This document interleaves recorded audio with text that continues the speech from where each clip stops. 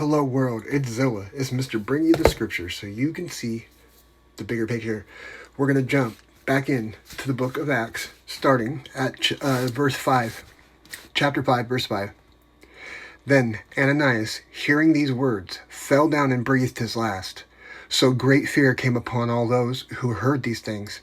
And the young men arose and wrapped him up, carried him out, and buried him. Now, it was about 3 hours later when his wife came in, not knowing what had happened. And Peter answered her, "Tell me whether you sold the land for so much." She said, "Yes, for so much." Then Peter said to her, "How is it that you have agreed together to test the Spirit of the Lord? Look, the feet of those who have buried your husband are at the door, and they will carry you out." Then immediately she fell down at his feet and breathed her last. And the young men came in, found her, and carrying her out, buried her by her husband. So great fear came upon all the church and upon all who heard these things.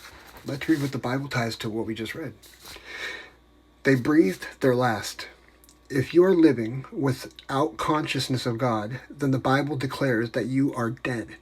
You can have all the bodily functions, breathing, thinking, singing, but if your conscience is separated from God, if you have made no place for God in your life, then you're spiritually dead. Spiritual death is worse than physical death. It is much more to be feared than the physical death. Jesus said, "Do not fear those who kill the body, but cannot kill the soul, but rather fear him who is able to destroy both soul and body in hell." Matthew chapter 10, verse 28. Continuing power in the church. And through the hands of the apostles, many signs and wonders were done among the people. And they were all with one accord in Solomon's porch. Yet none of the rest dared join them, but the people esteemed them highly.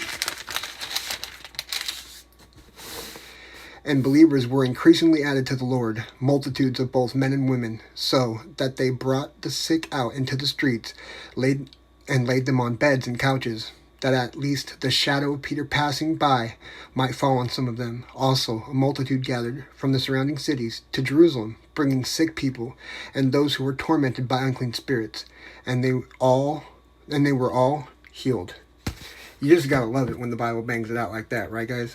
If this blesses you in any way, press the button. If you want the rest of the chapter, just hop in the profile after, and we're gonna be back next time, right on time, to renew our minds on time. Love you guys.